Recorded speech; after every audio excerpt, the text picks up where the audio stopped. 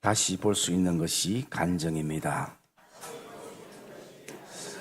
옆에 분들하고 이렇게 고백합시다. 당신은 나의 간증거리입니다.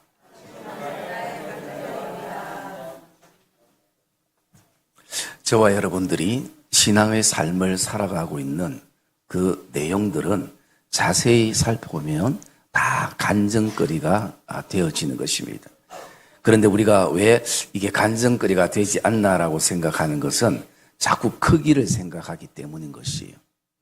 크기에 매이다 보니까 이것이 대단하지 않다라고 생각하지만 평범한 우리의 모든 삶을 돌아보면요, 그것이 다 간증거리가 되는 것입니다. 오늘 이 바울을 바라보면 바울이 예수 믿는 사람들을 잡으러 1절에 대제사장에게 가는 것도, 그리고 3절에 보면 사울이 길을 걷다가 만나는 것도, 그리고 4절 말씀에도 오늘 땅에 엎드려지는 것도, 나아가서 8절의 말씀에 사람의 손에 끌려가는 것도, 그리고 9절에 사흘 동안 보지 못하는 것도, 또 먹지 못하는 것도, 또 19절의 말씀에 보면 음식을 먹는 것도, 또 강건해지는 것도, 우리가 평범한 삶 속에 그냥 스쳐갔던 모든 것을 돌아보면 이것이 다 간증거리가 되고 간증의 재료가 되어진다는 사실인 것입니다.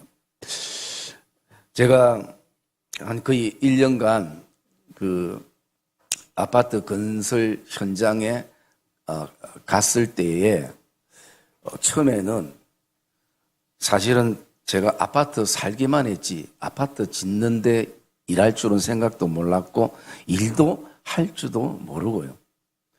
자격증도 하나 없고 그곳에 가서 전혀 불필요한 사람 중에 한 명이었습니다. 건설 현장 그 용어도 하나도 모르고, 여러분 용어 모르면 소통이 안 되잖아요. 망치 달라는데 내가 못을 갖다 주고, 톱 달라는데 내가 물을 갖다 주면 이게 맞지가 않는 것이에요. 그러니까 제가 가서 다른 분의 소개로 해가지고 갔기 때문에 일은 시켜야 되는데 어떤 일을 시킬 줄 모르는 거예요. 저도 할 줄 모르고. 그러니까 내 스스로 나갈 수 있도록 2주 동안 아무것도 안 시키는 거예요. 그냥 사무실에 앉아만 있는 거예요. 정말 그 시간이 고통이더라고요. 뭔가 한 개라도 하면 시간도 잘 가고 할 건데 할 줄 모르니까 그냥 알아서 나가라고 2주 동안. 그리고 사람들이 얘기를 합니다. 2달 견디면 저 사람은 잘 견딘다. 그 현장이 내가 보니까 교회 같아요. 응? 느낌이. 그러면서 한 2달 가겠나? 그래서 제가 그 2주를 생각하면서 정말 막 그냥 치우고 싶은 생각도 있는데 제 마음속에 견디자. 어쨌든 견디자. 그리고 제가 미리 갈 때 나름대로 물론 그 용어도 공부하고 건설 현장 유튜브도 보고 그렇게 했지만 안 쓰니까 사실은 그게 생소한 단어가 되기도 하고, 그래서 그 앉아있는 그 책상에서 계속 이 건설에 대한 부분들을 유튜브를 보면서 공부도 하고, 그러다가 제가 할 일이 뭘까 싶어서 우리가 흔히 얘기하는 잡일들을 많이 했습니다. 커피 타주고, 여러분 교회에서 제가 성도들이 타주는 커피만, 제 커피는 아니고 별로 안 좋아하니까 어쨌든 주는 음료수만 제가 받아 먹었지, 제가 누구에게 커피 여기 있습니다 한 적 없잖아요. 커피도 타주고, 그리고 창고 보니까 창고가 너무나 엉망진창이라서 제가 그 창고를 다 정리를 하면서 여기는 뭐가 들어있다는 것까지 그 박스에다 표시를 다 해놓고 언제 이 물건이 들어왔다라는 것, 개수가 몇 개라는 것까지 이렇게 하면서 정리를 했습니다. 그러면서 그 건설 현장에는 늘 아침마다 조회를 합니다. TBM이라는 조회를 하는데 이 용어도 제가 처음 알았죠. TBM이 뭔지 알 수가 없었죠. 조회를 하고 체조를 하고 그 다음에 소장님이 오늘 이 공정을 얘기를 하고 또 주의사항을 얘기하는 시간이 있어요. 그러면 거기에 앰프를 사용하고 마이크를 사용하고 뭐 그런 부분들인데 여러분 제가 다른 건 못해도 그래도 이 마이크하고 앰프는 조금 만져봤잖아요, 교회에서. 그래서 제가 만지고 음악을 바꾸고 그 다음에 그 마이크로 그 바꾸고 채널을 바꾸면서 그리고 또 마이크 선을 적고 이게 제가 전도사 때도 많이 했거든요. 그걸 하니까 과장님이 이거 어떻게 이런 거 할 줄 알아요? 그러면서 제가 이제 계속 이제는 TBM의 모든 것을 이제 준비를 하게 됐어요. 그러면서 또 시간이 좀 지나니까 이제 그분 따라다니면서 뭘 했냐면 그 현장에 실제적으로 보니까 굉장히 안내판을 굉장히 많이 붙여요. 여러분 코팅도 제가 전문 아닙니까? 코팅을 바로 착착, 코팅도 방법이 있거든요. 빨리 할 수 있는 방법. 그리고 이 코팅이 안 겹치게 하는 방법들. 그래서 그 인쇄물들을 코팅을 쫙 하고 펀치, 또 제가 전공 아닙니까? 펀치 탁탁 뚫어가지고 계속 그거 붙이고. 그리고 여러분 그 현장에 보니까 저는 현수막이 그래 많은 줄을 몰랐어요. 그래서 또 현수막을 제가 같이 이렇게 달면서 아니 느낌이 혹시 밖에서 광고사였어요? 라는 어떤 느낌 정도로 현수막을 제가 축축 달았습니다. 왜냐하면 제가 청년 때, 전도사 때 우리 교회 주변에 용호동 옛날에는 부흥회할 때 현수막 많이 달았거든요. 부흥회만 하면 현수막 달고 그래도 지금은 현수막이 별로 없지만은 또 그리고 지금은 사다리 있지만 그때는 사다리도 없이 그냥 전봇대를 그냥 올라갔어요. 그냥 밟고 올라가지고 거기서 현수막을 달고 우리 성도님들도 아마 그렇게 한 일이 많이 있을 건데 그렇게 현수막을 달았어요. 그러면서 제 마음속에 어떤 생각이 드냐면 정말 별로 필요 없다고 생각했는데 지금 내가 그 현장에 서 있을 때 이게 내 안에 간증거리가 되고 또 이런 게 모든 게 간증의 재료가 되어지는구나 라는 그런 어떤 생각들을 가지게 되는 것입니다.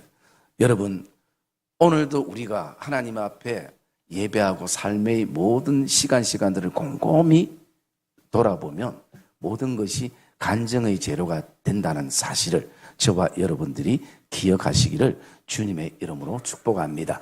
그래서 여러분 우리의 삶은 결코 헛된 삶이 없는 것이 하루를 살아도 한 시간을 살아도 거기에는 분명히 하나님께서 우리에게 간증거리를 주시는 것이에요. 여러분 우리에게 간증거리가 얼마나 많습니까? 제일 큰 간증거리가 뭡니까? 내가 예수를 믿는다는 것이. 여러분 신기하지 않습니까? 별로 신기하지도 않는 겁니다. 응? 여러분 이건 진짜 놀라운 일이에요. 내가 예수를 믿는다는 거. 여러분 계획했습니까? 여러분 예수 믿으려고 꿈을 꿨습니까? 여러분이 환상을 봤습니까?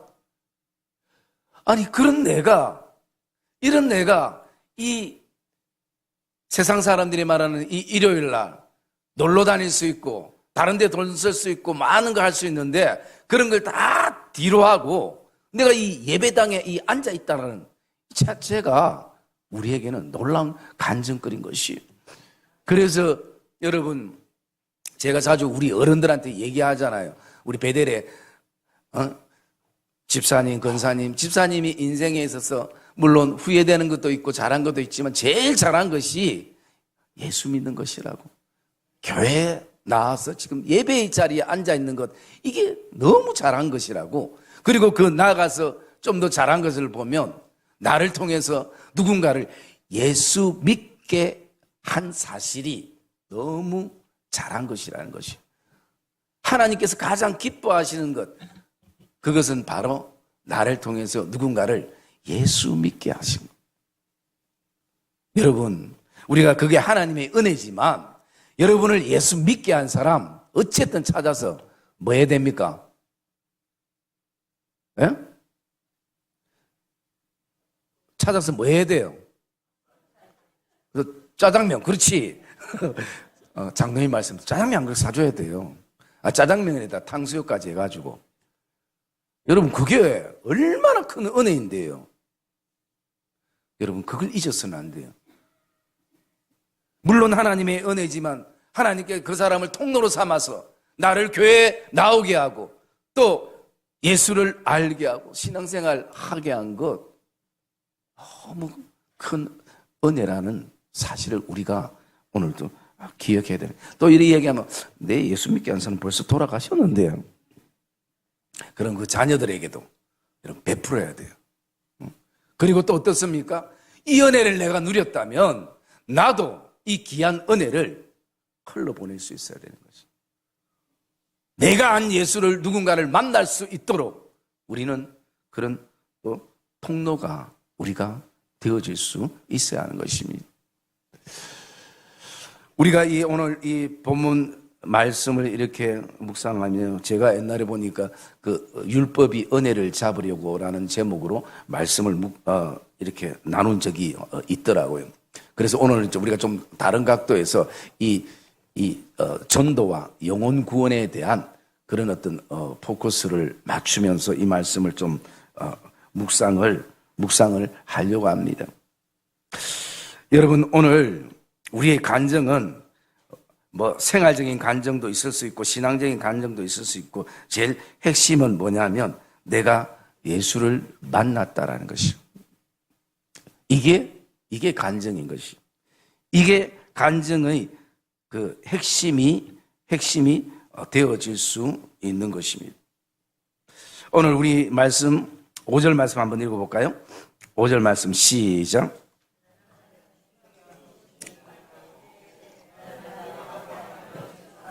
예.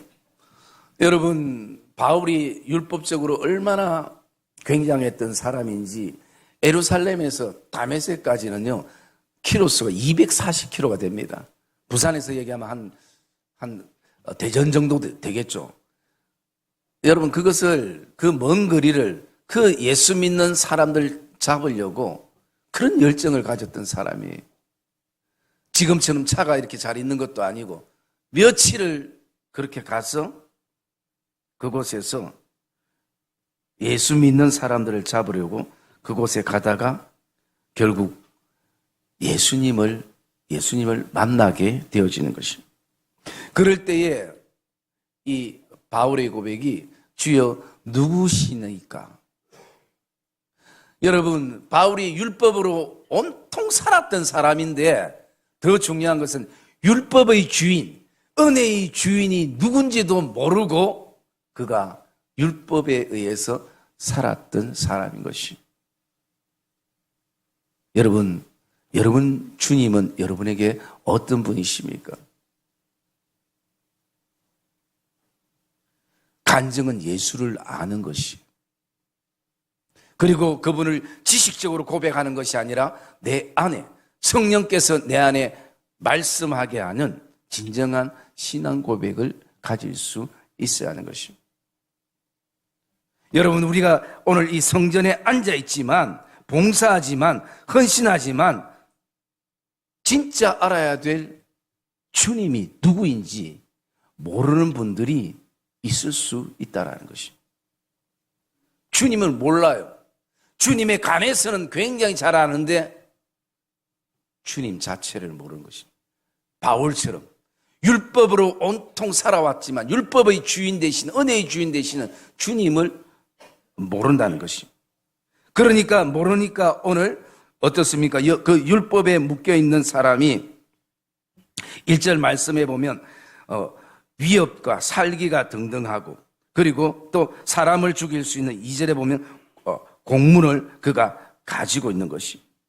그런데 주님 앞에 서니까요, 자신의 그 위협과 살기가 아무 의미가 없는 것이. 주님을 만나게 되니까 사람을 죽일 수 있는 공문도 힘이 없는 것이.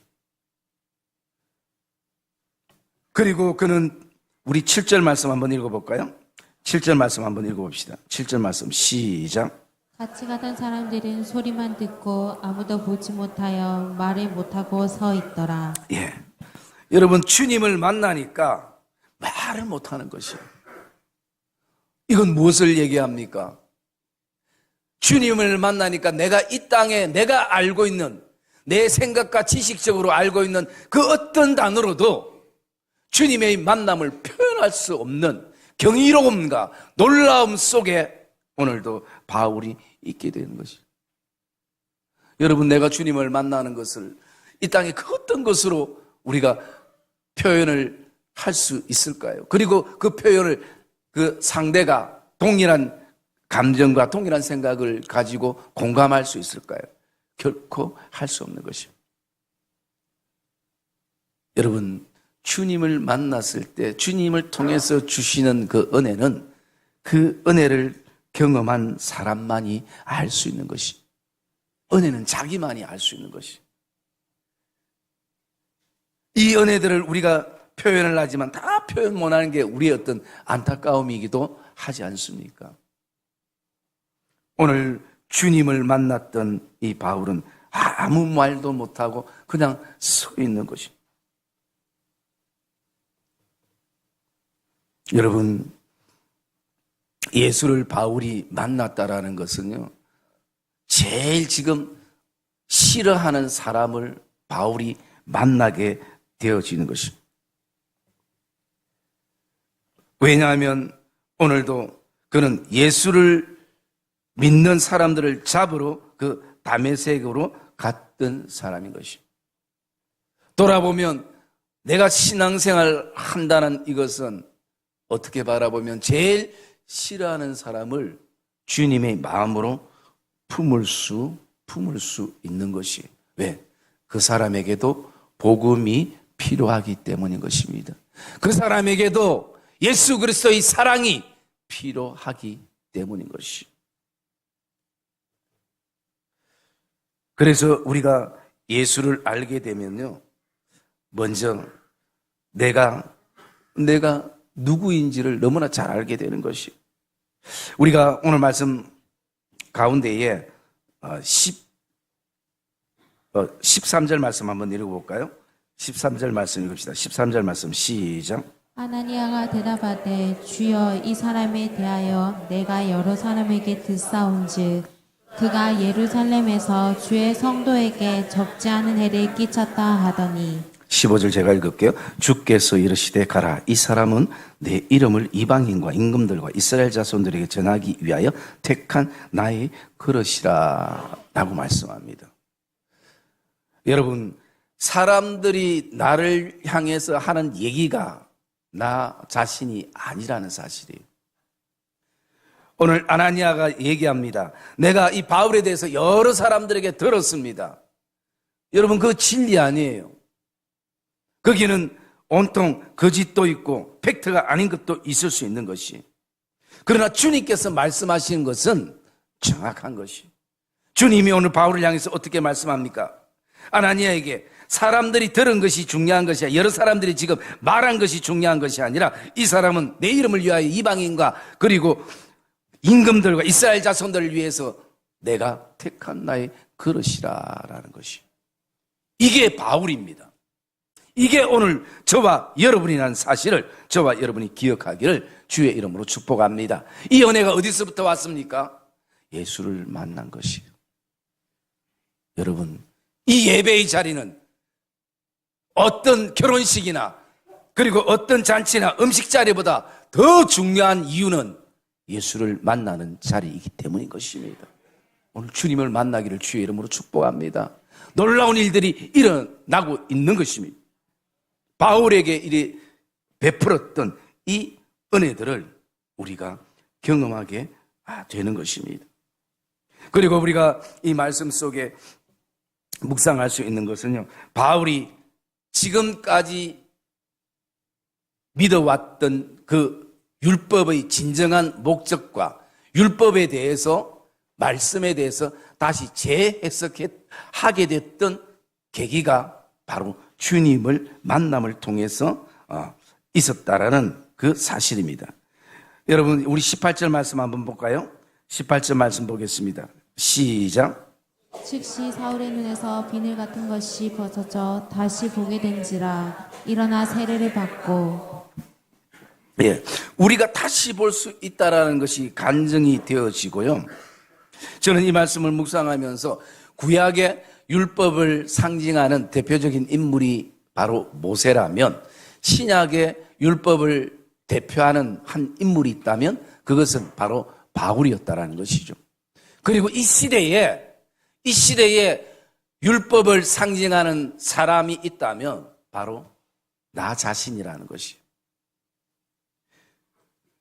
그래서 오늘 우리가 이 율법적인 나에게 예수 그리스도를 만난다는 것은 그 은혜를 우리가 발견하게 되는 것이고, 그 은혜가 발견되어질 때에 하나님의 율법의 진정한 목적과 의미를 알게 되는 것이요. 그래서 18절에 보면 사울의 눈에서 비늘 같은 것이 벗겨져 다시 보게 된지라 라고 말씀합니다. 물론 이것은 시력 회복의 어떤 의미도 있지만 영적인 의미에서는 율법이 벗겨질 때 은혜가 보여지는 것입니다. 그래서 율법을 주신 것은 은혜를 보기 위해 주신 것이에요. 오늘 저와 여러분의 삶 안에 다시 한번 우리의 영적인 눈에 비늘이 벗겨지는 역사가 있기를 주의 이름으로 축복합니다. 이 비늘이라는 것은 어떤 것을 말합니까? 내 의를 말할 수 있습니다. 그리고 우리가 가지는 그 자기의 생각으로만 둘러싸여 있는 고집과 아집일 수도 있습니다. 그리고 모든 판단과 선택과 결정의 기준이 자기 자신이 되는 그 어떤 나만이 가지고 있는 그 잣대. 그런데 그 잣대는 자기는 평가하지 않습니다. 항상 상대방을 향해서 그 잣대를 우리가 들이대면서 내가 기준이 되어지는 것이. 그리고 무의식 속에서 우리가 지금까지 진리처럼 생각해왔던 교회의 전통과 생리가, 제도가 오늘도 우리에게는 비늘이 되어질 수도 있는 것입니다. 여러분, 껍질이 벗겨지지 않고는 그 안에 무엇이 들었는지 알 수가 없어요. 포장지를 열지 않고는 그 안에 뭐가 들었는지 알 수가 없어요. 그래서 제가 언젠가 그 얘기를 말씀을 드렸잖아요. 사람들의 눈은 판단이 잘못될 수 있다고. 여러분, 백화점에서 포장지 제일 비싼 게 얼마죠? 포장지만, 물건 말고. 여러분들은 포장지를 안 사는가 보네요. 제가 알기로는 뭐 한 10만 원, 20만 원, 포장지만 그렇게 한다는 얘기를 들었습니다. 그런데 여러분, 돌멩이를 10만 원짜리 포장지에 포장해가지고 여기 바깥에 놓으면요, 길 가던 사람들이 다 그 물건을 쳐다봅니다. 사람이 없었으면 아마 가져갔을 거예요. 왜? 포장지 자체가 화려하거든요. 기회다 사람들이 없을 때 그 물건을 들고 와서 신났다. 이 포장지가 이 정도면 안에는 굉장하겠다. 그런데 열어보면 돌멩이면 여러분 그것을 품고 있는 사람이 있겠습니까? 밖에 버리죠. 그런데 금덩어리를 신문지에 둘둘 말아가지고 쓰레기통 옆에 놓으면 아무도 관심 안 가집니다. 그 안에 정말 금이 들었는데 왜? 포장지 때문에 쏟거든요.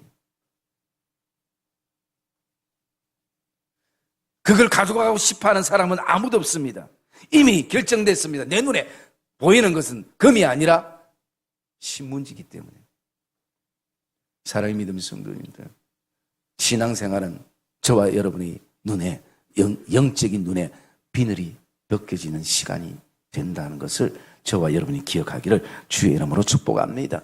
그리고 비늘이 벗겨져야 돼. 그래야 다시 보게 되는 것입니다. 나 자신에 대해서 다시 보게 되고, 그리고 하나님에 대해서 다시 보게 되고, 나가서 다른 사람들에 대해서 다시 보게 되고, 세상을 향해서 다시 보게 되는 것입니다. 그래서 주님을 만나면 제일 먼저 우리의 생각이 바뀌는 것입니다. 사고가 바뀌는 것입니다. 여러분, 우리 생각 바꾸기 정말 힘듭니다. 내가 가지고 있는 사고 안 바뀌어요. 누구도 바꿀 수 없어요. 그런데 주님을 만나니까 사울이 가졌던 생각이 바뀌는 것이, 사고가 바뀌는 것이, 더 큰 의미에서는 가치관이 바뀌는 것이. 여러분, 다시 본다라는 것은 우리의 시각이 바뀌는 것이, 가치관이 바뀌게 되는 것이. 예수 알기 전에 보았던 나, 예수 알기 전에 보았던 가족, 사람들, 이 땅 동일합니다. 그러나 예수를 믿고 그분을 만나고 난 다음에 보는 나, 사람들, 세상은 달랐습니다.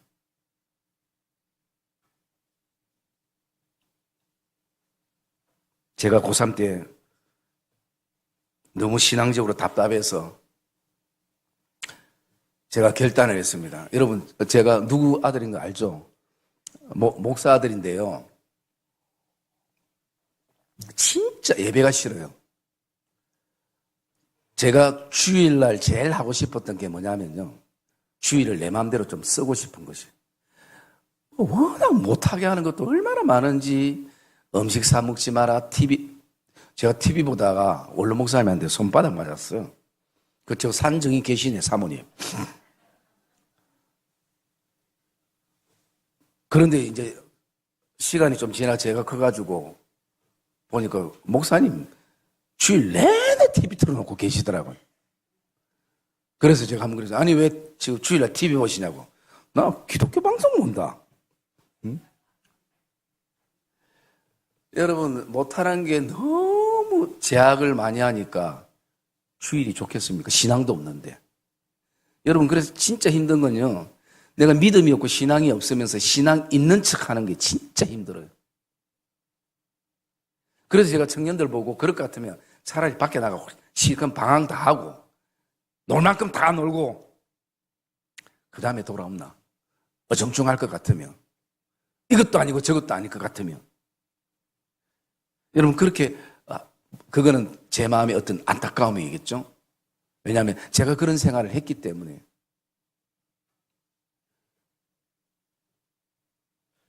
그런 가운데에 제가 어떤 결단을 했냐면, 내가 하나님 살아계시는지 안 계시는지 내가 어른들 산기도 가서 기도해보고 앞으로 예수 믿을지 안 믿을지. 왜? 너무 믿는 척하고 또 신앙생활 잘하는 척하고 목사 아들답게 살아야 되는 척하니까 그게 고통이죠. 그래서 저는 지금도 우리 자녀들에게 한 번도 목사 아들이 그러면 안 돼라는 얘기를 해본 적이 없어요. 여러분들 자녀들 보면서 격려는 해주되 다른 자녀들 보면서 절대 그런 얘기 하시면 안 돼요. 장로 아들이, 장로 딸이, 권사 뭐가.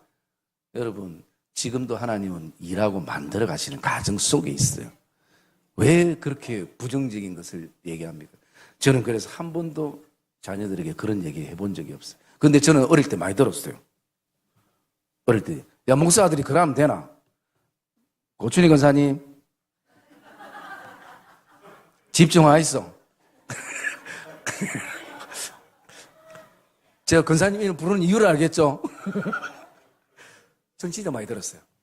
그리고 제가 또 좀 별났습니다, 사실은. 그래서 이제 처음 오거나 이렇게 했던 사람들은 저를 보면서 그런 얘기를 했어요. 자가 목사 아들이가 완전 진리를 발견한 것처럼. 응? 야, 그렇게 했어요. 그래서 여러분, 그 장로님 자녀로 사는 것 참 힘듭니다.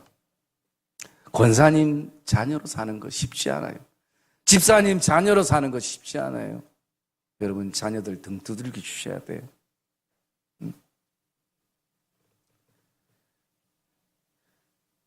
그러면서 제가 그렇게 결단해가지고 산에 올라가서 기도하다가 그때 하나님을 만나고요. 그날은 정말 내 인생에 터닝 포인트였고 즐거운 날이었어요. 그래서 제가 바울하고 저를 비교를 해봤어요. 여러분, 바울은 예수를 만나면서 자기의 모든 것을 배설물로 여기고 복음 위에 살았습니다. 그것도 은혜죠. 그런데 반대로 바라보면 저는 목사가 되기에는 그 어떤 조건이나 자격도 없는데 그냥 주님의 은혜에 감사해서 이 길을 가는 것이에요. 저는 버릴 것도 없고 도리어 자격 없는 그런 어떤 존재인데도 제가 어쩌면 무식하고 용감하게 이 길을 지금 가고 있는 이유가 바로 여기 있는 것이에요. 여러분들이 곰곰이 한번 묵상해 보십시오. 내가 주님을 위해 살기 위해서 모든 것을 배설물로 여기고 오직 주님만 바라보고 나가는 것도 큰 은혜입니다. 반대로 내가 오늘도 능력이 없고 자격이 없고 어떤 달란트가 없음에도 불구하고 교회를 위해서 어떻게 하면 내가 섬길 것인가? 어떻게 하면 내가 성도들을 위해서 헌신할 수 있을까?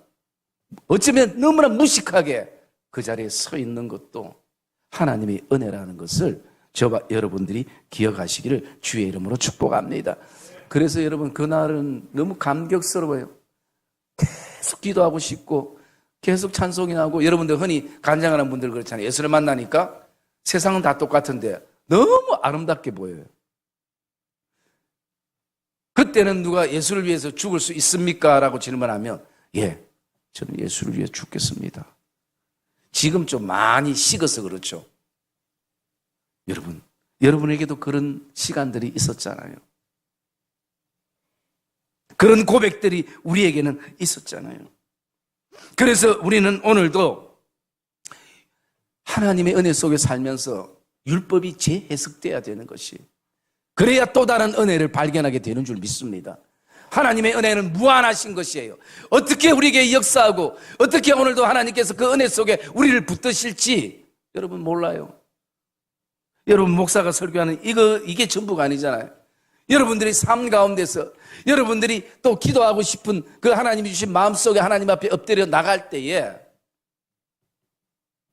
그 놀라운 하나님의 은혜들을 우리는 발견하게 되고, 그리고 그 시간들은 우리의 영안의 비늘들이 벗겨지는 시간들이라는 것을 저와 여러분들이 기억하기를 주의 이름으로 축복합니다. 여러분, 눈을 감기시는 분도 하나님이시고 눈을 뜨게 하시는 분도 하나님이란 사실을 저와 여러분들이 인정하기를 주의 이름으로 축복합니다. 그럴 때 그 속에서 우리는 또 다른 은혜를 발견하고 이것이 나의 찬송이요, 이것이 나의 간정이요, 나 사는 동안 끊임없이 구주를 찬송하리로다 라는 고백을 우리는 가지게 되는 것입니다. 그리고 이 바울의 간정의 어떤 모습 속에서 보면요, 우리 11절 말씀 한번 읽어볼까요? 11절 말씀 읽어봅시다. 시작. 거리로 나가서 유다의 집에서 다소 사람 바울이라 하는 사람을 찾으라. 그가 기도하는 중이니라. 예, 여러분 예수를 만나면 기도하게 됩니다. 그런데 그 기도가 예수를 만나기 전에 바울도 기도했습니다. 얼마나 율법적으로 더 많이 했겠습니까?